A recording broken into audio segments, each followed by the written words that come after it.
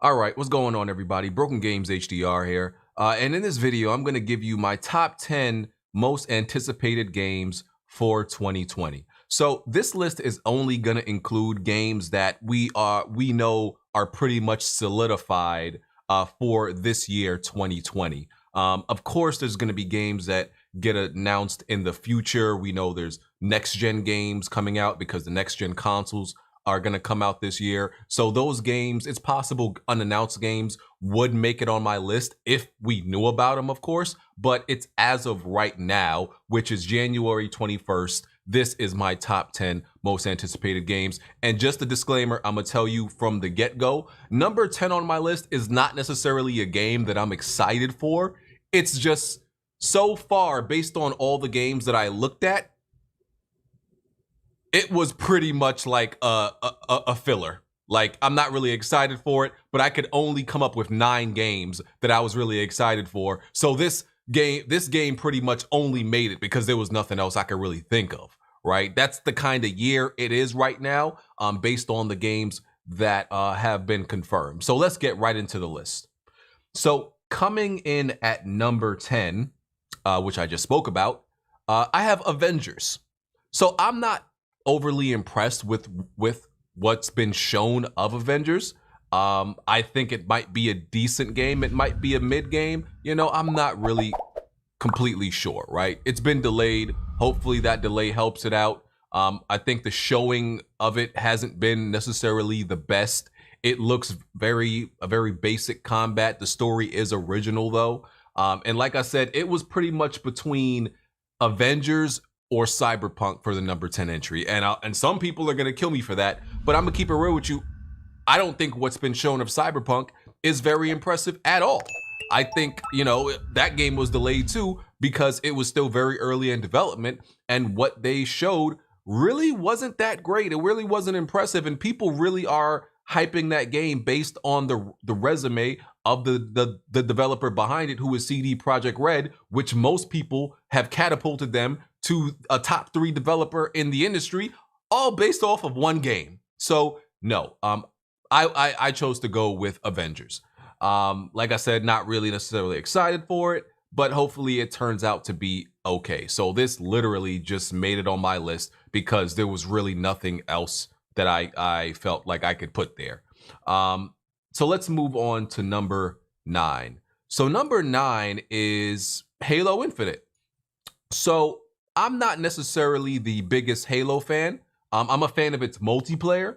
I think the Halo story is kind of overrated, and people are, you know, there's certain people that really think the Halo story is like really great. I don't really like the Halo campaigns like that. I beat like all of them on Legendary, so there is some enjoyment, I believe, to be had there, but I don't really go crazy over any like Halo campaigns. But I love playing the multiplayer, especially with people in the community. You know, that's real fun. It gets, you know, real crazy, like the free-for-alls, you know, the team slayers and all that stuff. So the Halo multiplayer is definitely what I hope brings some fun back around here, because, you know, it's been dry for multiplayer games. And, you know, Halo 5 did a pretty good job at that, even though people didn't really like the story very much. But Halo is definitely a solid, you know, franchise, even though it started to wane. And this is going to be on PC, right? I think this is. I don't think we got absolute confirmation, but it's probably going to be on PC, and, you know, we can get away from that super claustrophobic FOV, you know, as we did with this recent Halo release that was on PC. So yeah, number 9 is Halo Infinite. Number 8 is Ori and the Will of the Wisp. So Ori, the original Ori was a fantastic game. Beautiful, very stylized graphics. I think the Will of the Wisp is an automatic Game of the Year contender. You know, they usually try to put the best indie type style. It's not an indie game necessarily, but they always try to put the best game of that like type in the Game of the Year categories, at least one of them. And and they usually choose the best of them. And Ori is definitely going to make it in there. Ori has amazing music, has amazing visuals, it has great Metroidvania style gameplay.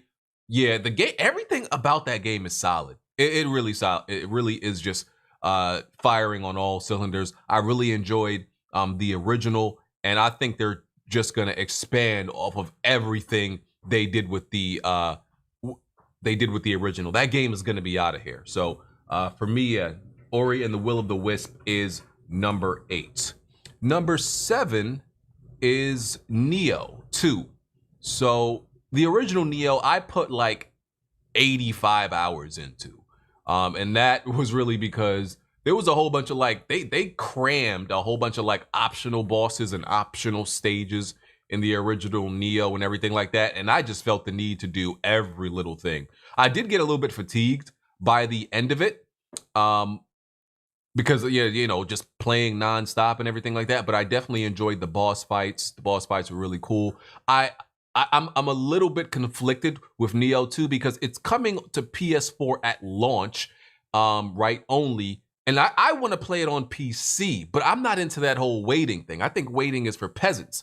But Neo's graphics are not great on PlayStation. You know, I played it on PlayStation Pro, and they had the option to prioritize the gameplay or the visuals, and you know, the frame rate or the visuals. And of course, with this type of game, you got to prioritize the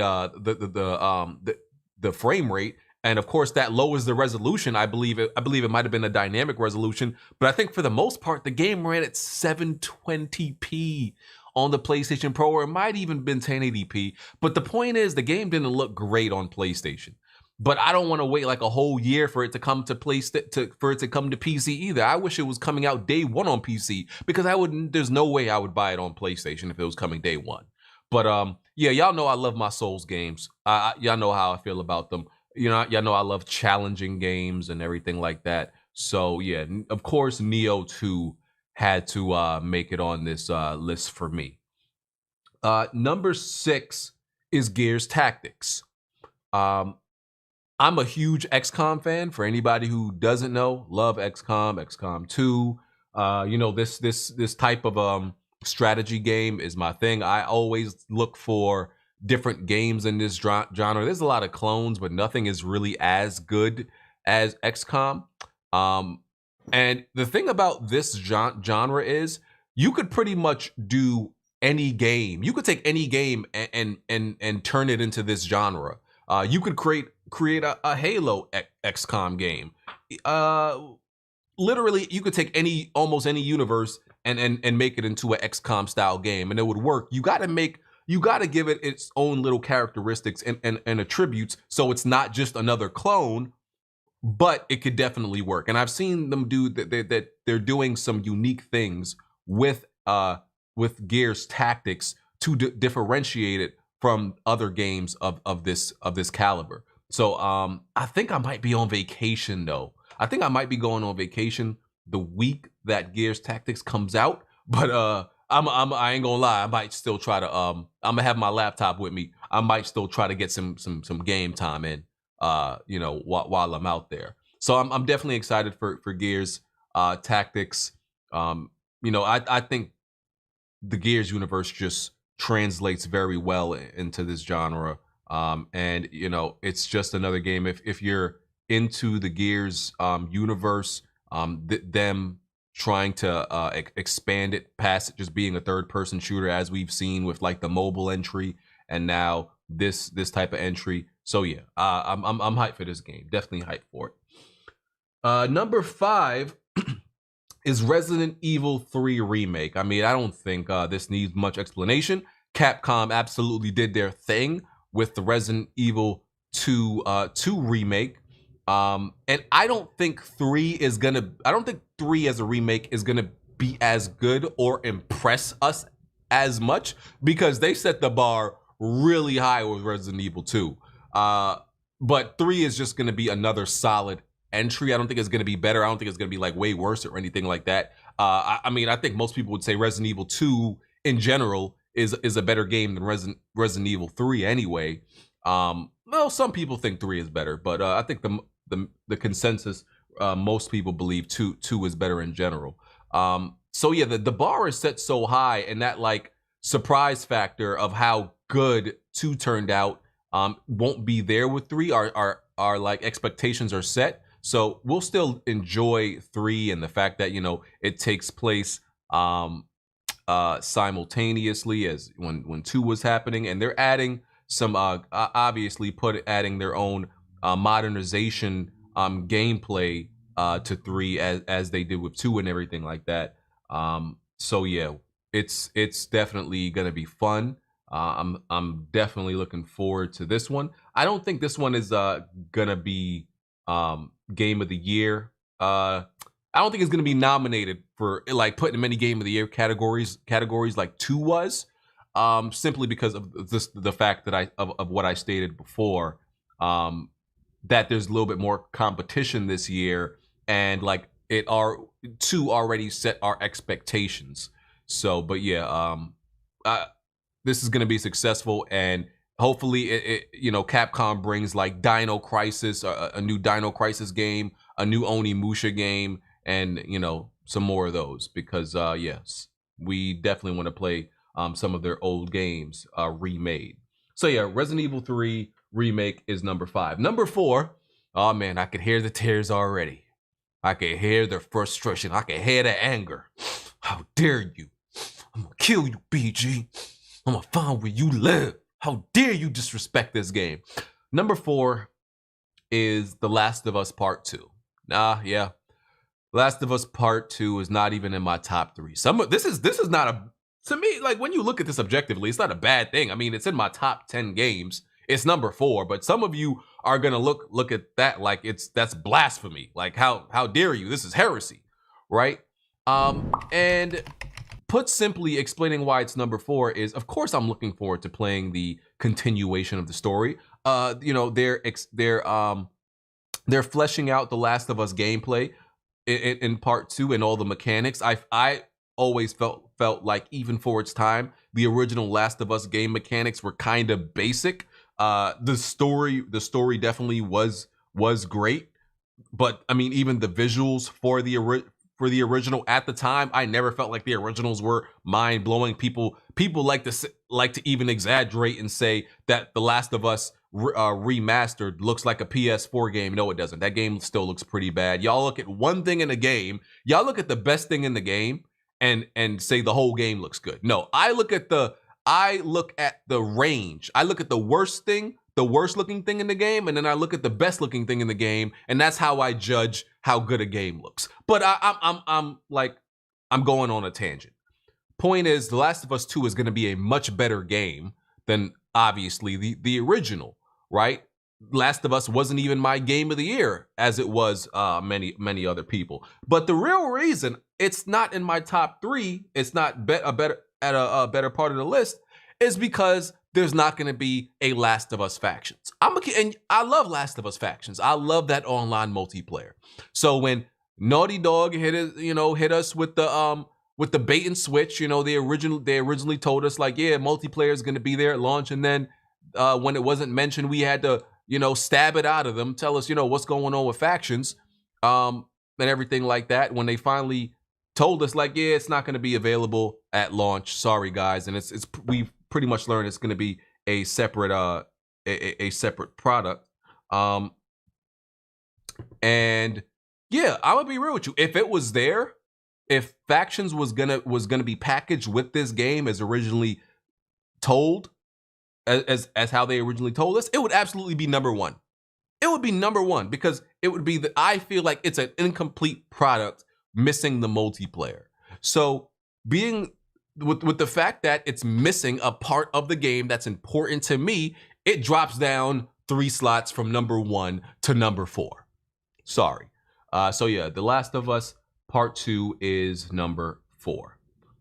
Number 3, and this shouldn't necessarily be a surprise. I mean, people like to get on me all the time that I screamed like a little girl and at the top of my lungs when this game was announced. Final Fantasy VII Remake. It's yeah, I mean, listen, it's one of my favorite games of all time. The reason it's number 3, I mean, you could argue it should be at a better place on my list, maybe number 1 or number 2. But the reason it's number 3 is because of the episodic releases. I even told myself at one point, nah, I ain't getting this game. They releasing it in episodes. Nah, I ain't with that. I'm gonna wait for the whole thing to come out. And then I was like, who the hell am I lying to? Like, why am I lying to myself? I'm getting this damn game. Listen, when it comes to your favorite game, everybody has a price. And that's just a fact. We can say, oh, I'm not going to support this. I wouldn't do this. I'm not buying it. Until it's a game you like, yeah, shut up. It's like Mike Tyson said, everybody got a plan until they get hit. So then and they hit us and they hit me with my favorite game, except it's episodic. And I'm going to shut up and I'm going to buy that game. I'm going to know my role, okay? So yeah, Final Fantasy VII, love the game. People have been clamoring for a remake for a long time. So yeah, I can't wait for it. So yeah, Final Fantasy VII is number 3. Number 2, this might surprise some people. Number 2 is actually Ghost of Tsushima. The reason it's Ghost of Tsushima for me is more about my interest in this game, because it's like my interest is boosting up my anticipation for it, right? This game is gonna be, God damn it, I'm forgetting their name. Sucker Punch's most ambitious game, and I think this game is really gonna surprise a lot of people, based on the scope and the magnitude and the just the gameplay mechanics, right? I don't know how the story is gonna be, but I think this game is gonna be very deep in the gameplay department, and I think it's obviously gonna look the presentation is gonna be top caliber, right? But as I said, am I necessarily like more hyped to play Ghost of Tsushima than The Last of Us? Not necessarily, but I'm more interested in playing Ghost of Tsushima than The Last of Us, due to just based on the fact that I kind of know what I'm getting with The Last of Us, and it is going to be like this open area linear game. I know what it is, and there's not much surprise, I guess. It's not even surprise. It's just that what I picture Ghost of Tsushima being based on gameplay, I think is going to have me more interested and enjoying that game slightly more than The Last of Us. So what I think Ghost of Tsushima is going to be is what I'm basing this off of.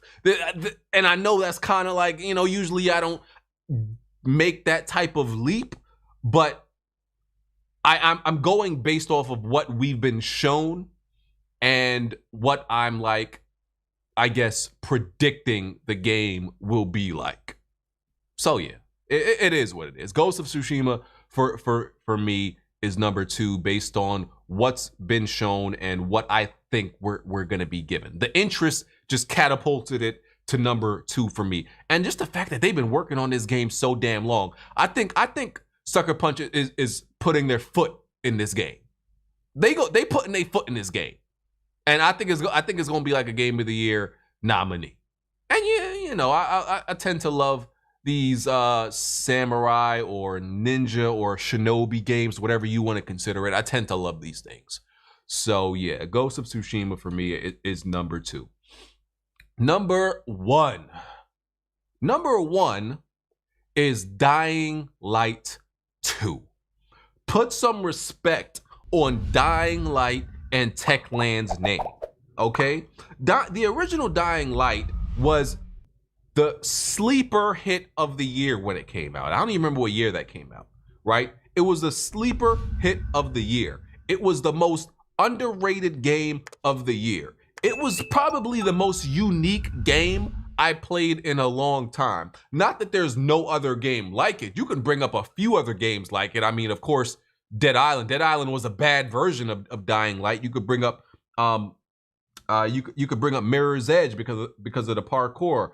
You could bring up Brink because of the parkour and the shooting, and some other games. No game is completely original, but the fact that this game put together the parkour and the melee combat, but also had shooting combat and had an interesting story. The visuals were probably the weakest thing, and the game had so much like lore, and I love the Easter eggs. And then they released I think it was an hour-long gameplay demo, and it looked beautiful, and the game looks so fleshed out. They added like way more parkour moves. They added I think like, was it dialogue? It was like dialogue decisions and trees and multiple endings, and you got your choices, and they got consequences, and they got this beautiful large world, and they expanded the combat. They tricked that thing out.